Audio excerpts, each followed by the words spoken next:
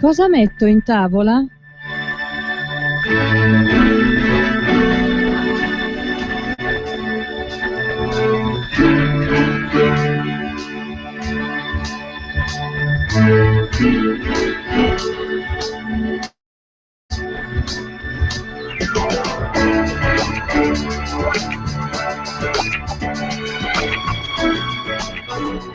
Buon pomeriggio agli ascoltatori di Radio Padania da Renata Galanti e buon pomeriggio anche al signor Simonazzi della Coldiretti che è collegato con noi.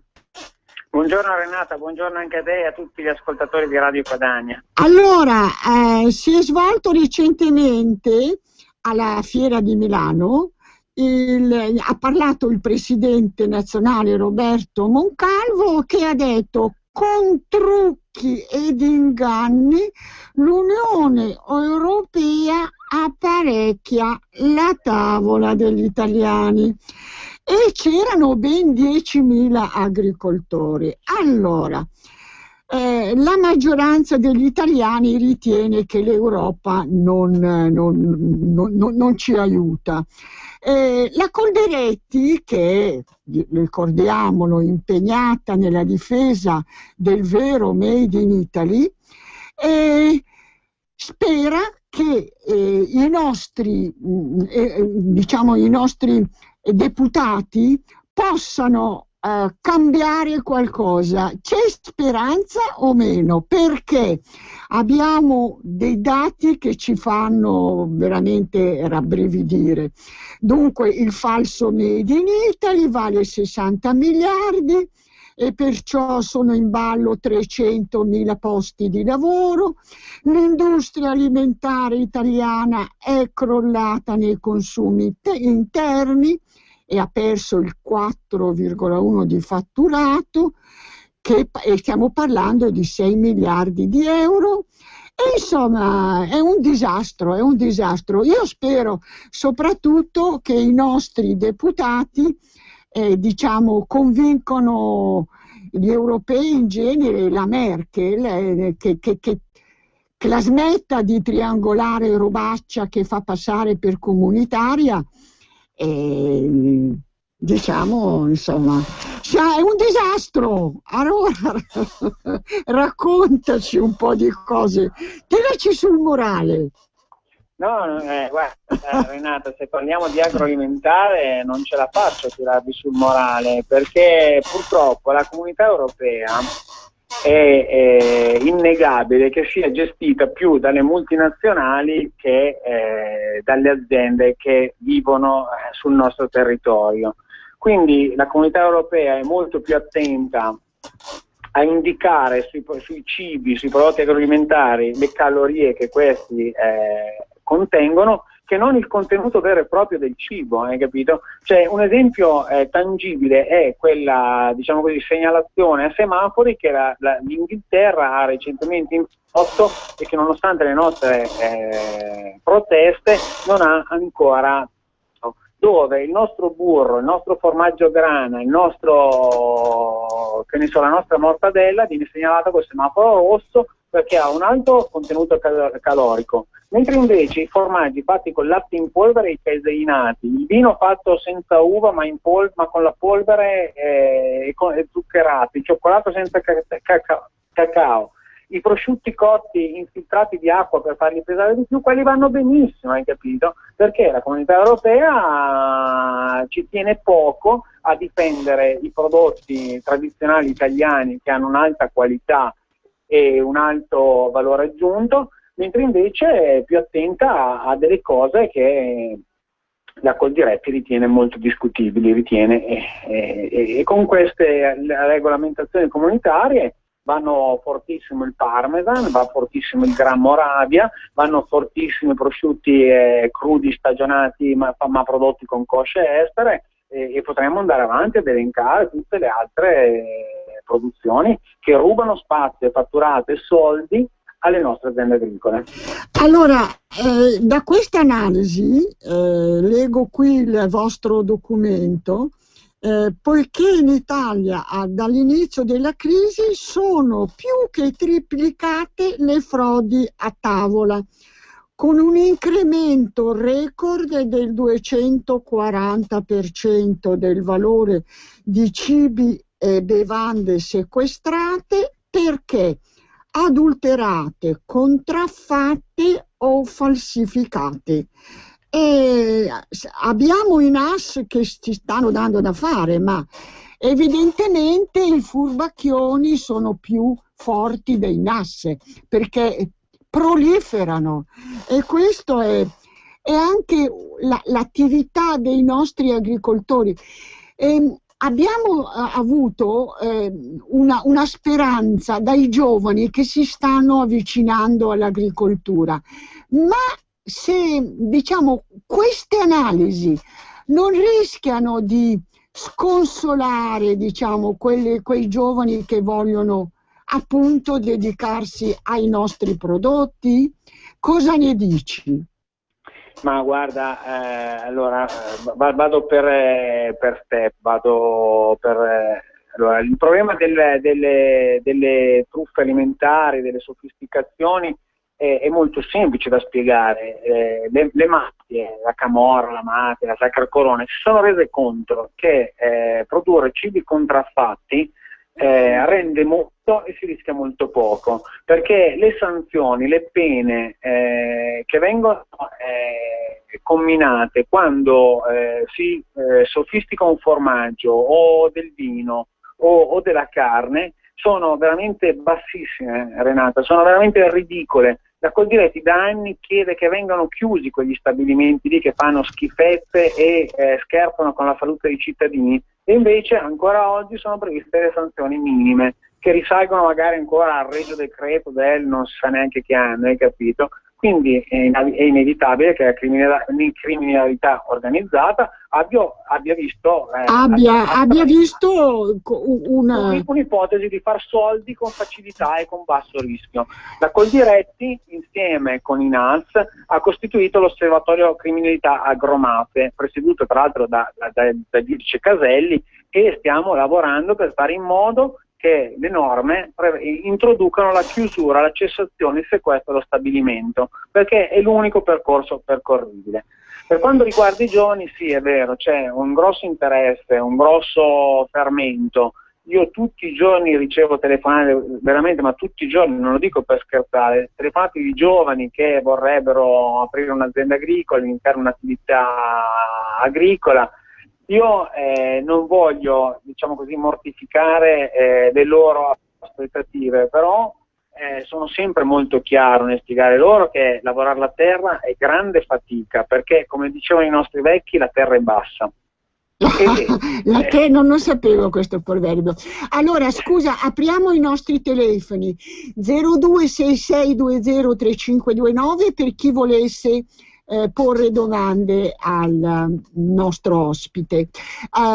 Ci dice il nostro Roberto che c'è una telefonata. Pronto? Buongiorno. Buongiorno signora, sono Mariangela e telefono da Cesano Maderno. Volevo farle presente questa cosa. Prima si leggeva sui nostri prodotti, per esempio della frutta e della verdura che si trovano nei supermercati, si leggeva almeno la regione, cioè pesche della Romagna, mele della Val di Non, insomma, pomodori di Piacenza.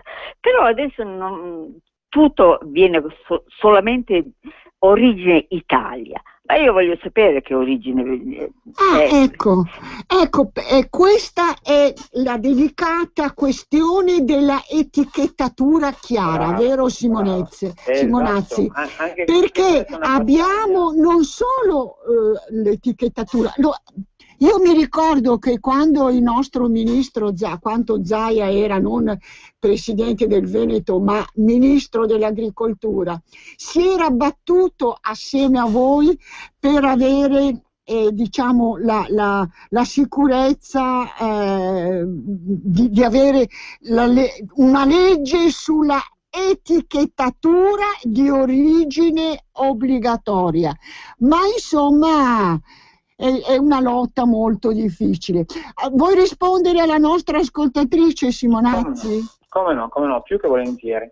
Allora, è 12 anni, ma 12 anni, non dico 12 anni, che la Coldiretti si batte, abbiamo iniziato 12 anni fa con un referendum popolare, abbiamo raccolto 3 milioni e mezzo di firme in Italia proprio per un'etichettatura chiara e trasparente dedicata a tutto l'agroalimentare italiano. Zaia è stato il ministro che ha in assoluto aiutato di più, ha portato a casa un progetto di legge. Purtroppo, come tu ben sai, le leggi, poi per essere applicate, necessitano dei decreti ministeriali. Ebbene, quanti anni è che Zaia non è più ministro? I decreti ministeriali non sono ancora stati emanati. Quindi che dire? Uno a cui va bene così, insomma. Esatto, a qualcuno va bene così. A qualcuno va bene. Allora, questo fa parte della grossa lotta. Allora, contro quanti nemici dovete combattere? Cioè dobbiamo combattere contro i furbacchioni dell'olio, dei piatti pronti, dei sughi, del formaggio, dei salumi, del vino, dei dolci, e chi più ne ha più ne metta. Ma qual è il prodotto più imitato? Mi dicevi il formaggio? Quelli più imitati sono il grana padano e il parmigiano reggiano, in assoluto, sono proprio, ce li copiano tutti, dai tedeschi col parmesan, agli argentini col reggianito, agli americani con, non mi ricordo come lo chiamano loro, ma poi vorrei aggiungere la cosa che io ritengo in assoluto più grave, che è quella degli imprenditori italiani che chiudono le imprese in Italia e si trasferiscono nella Repubblica Ceca e si mettono a produrre il Gran Moravia. Vedi Brazzale, un imprenditore italiano che ha chiuso i caseifici che aveva in Italia, si è trasferito in Repubblica Ceca e produce un similgrana. Oppure uno dei tanti Auricchio che nel Wisconsin, Stati Uniti, ci copia il provolone, facendo peraltro arrabbiare il mio carissimo amico Antonio Auricchio, invece, che è rimasto a produrre in Italia. Oppure la Belgioioso, altri imprenditori italiani che sono andati sempre negli Stati Uniti e producono il Bontazzola, che è una volgare imitazione del Gorgonzola, per non dire i fratelli Pina. Io sapevo anche che c'era un Combozola. Sì, il Combozola lo fanno in Europa, lo fanno in Europa, lo fanno. E poi invece nella Repubblica Rumena i fratelli Pinna, sardi, sono andati a produrre il pecorino romeno, che come tu mi insegni, fa molta assonanza con romano. Romano, certo. Quindi subiamo la concorrenza delle multinazionali, delle agromafie, dell'agroindustria estera, che ovviamente fa il suo mestiere. Poi abbiamo anche gli industriali italiani che fanno queste belle operazioni per massimizzare gli incassi e diminuire le spese, e poi vanno a produrre all'estero prodotti copiati, traslati, che copiano, che tradiscono il nostro paese. Il nostro paese, perché bisogna, ecco, ma pochi ne parlano di questi nomi, non vengono mai, i grossi giornaloni non li citano mai, solo Radio Padania non ha queste remore.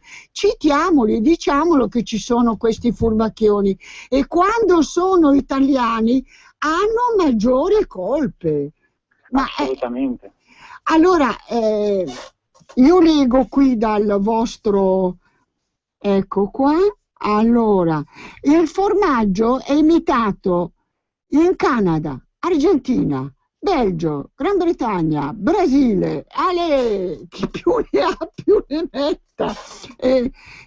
Allora abbiamo avuto anche notizia, ecco qua, che per 2 miliardi e mezzo di dollari, 1 miliardo e 600 milioni di euro, la Unilever ha ceduto due marche di sughi pronti molto diffusi negli Stati Uniti al colosso giapponese Mizkan. A passare di mano sono il brand Bertolli, solo i sughi, perché l'olio è passato dalla multinazionale anglo-olandese al gruppo spagnolo De Oleo nel 2008, e il non meno italiano ragù.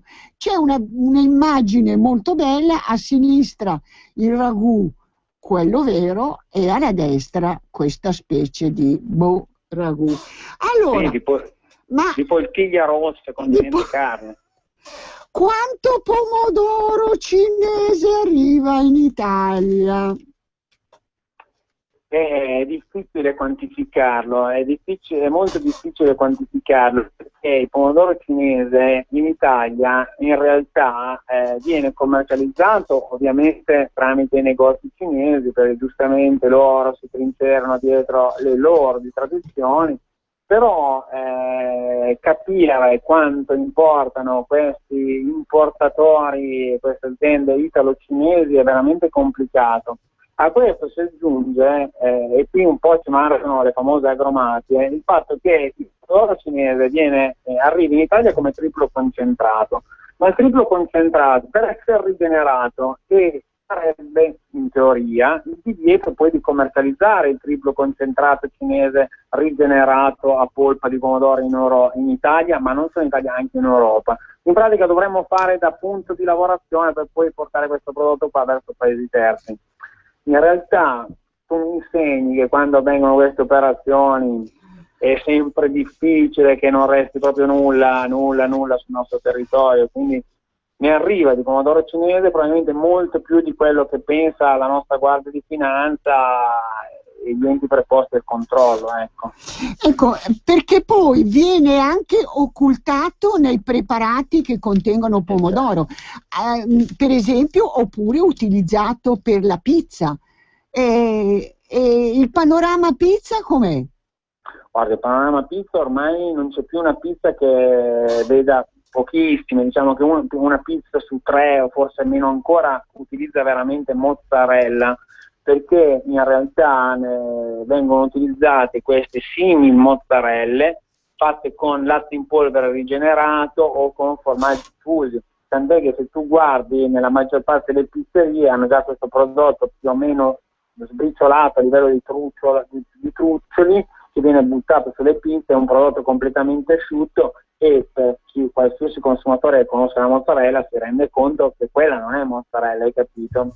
Perciò la pizza quando la prendiamo mettiamoci i cuori in pace, è molto difficile che sia fatta con mozzarella italiana. Allora ce la facciamo. Allora io consiglio alle mie ascoltatrici e ai miei ascoltatori di farvela voi in casa. Può essere una buona soluzione. Scusate, prendete la pasta nelle panetterie e mettete su il vero pomodoro e la vera, insomma, difendiamoci. Adesso mi pare, Roberto, c'è la pausa, vero? Ecco, fra un minuto c'è la pausa. Io ti chiedo se puoi rimanere ancora qualche minuto dopo la pausa. Volentieri. Ecco, volentieri. Benissimo, anzi malissimo. Allora io vi suggerisco come ci difendiamo. Allora, che strumenti ha il consumatore per difendersi?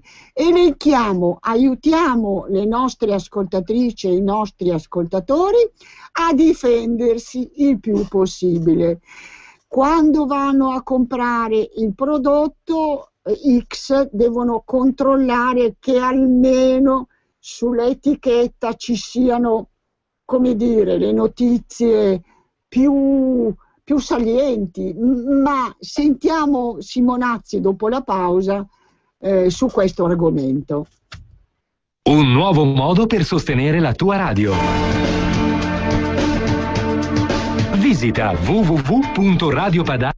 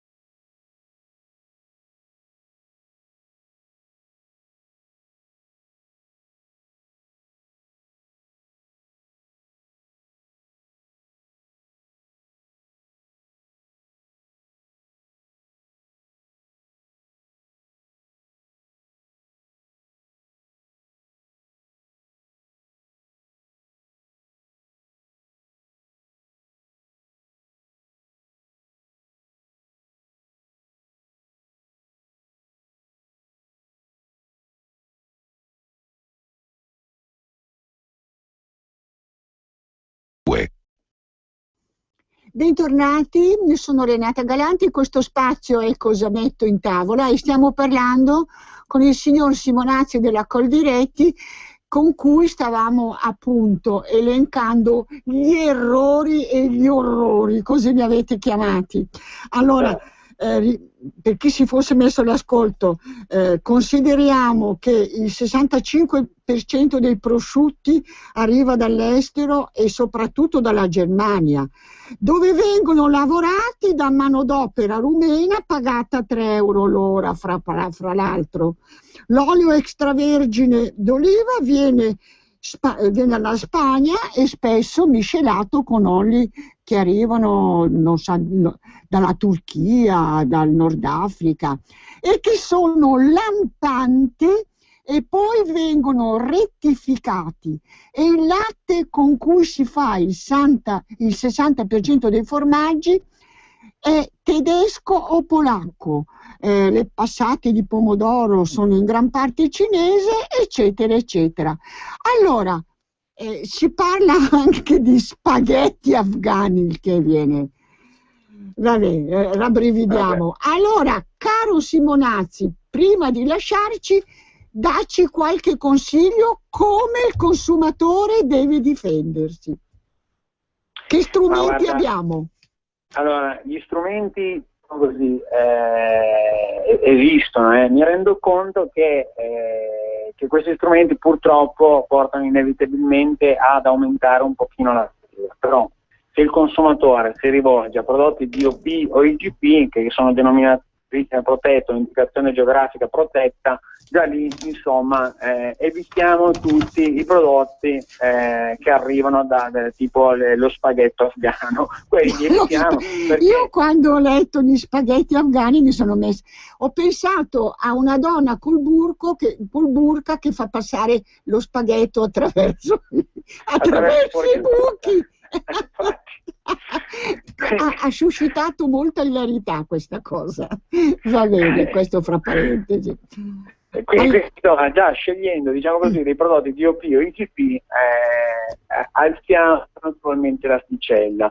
In alternativa, per fare qualcosa, ma mantenere comunque un alto grado di attenzione, ci si può rivolgere direttamente ai produttori, quindi a tutti quegli spacci agricoli che ci sono nelle aziende agricole, che ovviamente a Milano non è proprio il posto più semplice per trovarli, però basta uscire da Milano, ce ne sono parecchi, basta andare sul sito di Campagna Amica Coldiretti e ne sono indicati centinaia, e quindi andare a comprare direttamente dal produttore, oppure andare da quei produttori che vengono dal consumatore, quindi nei vari mercati in Campagna Amica che si svolgono in tantissime città italiane, tra cui Milano, dove ce n'è uno fisso in Ripamonti ormai da anni, 3 mattine alla settimana, e ce ne sono alcuni altri invece tipo il venerdì è in zona, non mi ricordo più, in Piazzale Brescia, insomma ce ne sono diversi.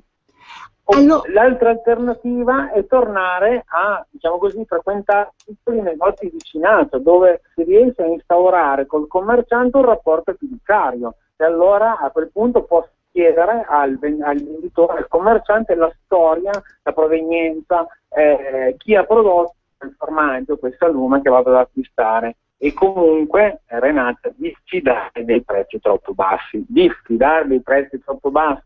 poiché nessuno regala più niente. Nessuno regala nulla. Quindi allora, quando io trovo un formaggio, un filigrana che costa 6 euro al chilo, quando io trovo un salame che ne costa 10, quando trovo, potrei andare dei vini a 1,50 euro bottiglia, insomma Renata, consentimi di dire che chi acquista qualche dubbietto mi deve venire. Esatto. Allora, noi confidiamo nei nostri deputati, diciamo quelli che vanno in Europa a combattere su molte cose, che diciamo spero che diano un'occhiata, che insistano sulla etichettatura di origine, solo così avremo qualche speranza e di più. Certo che la Coldiretti sta facendo un lavoro titanico in questo campo. Allora, caro Simonazzi, ti ringrazio e ti auguro buon lavoro, come tutti noi siamo in attesa che qualche miracolo ci aiuti. Grazie Simonazzi. Grazie Renata, grazie a te, Radio Padania.